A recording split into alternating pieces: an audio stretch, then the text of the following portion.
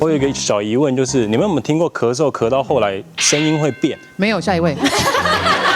这没听过吗？你会变，就是一开始是，然后到最后会有那种的那种，为什么会变？这个会很深度的咳哦。应该说7岁以下小朋友有一种很特别的病，就是他这个地方感染之后，他的咳嗽像什么呢？像那个狗海豹在叫。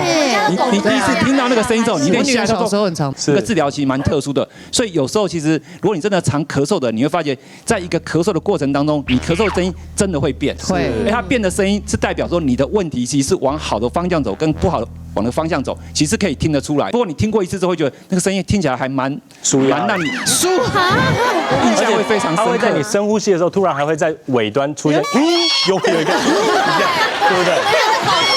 以为有人在合唱，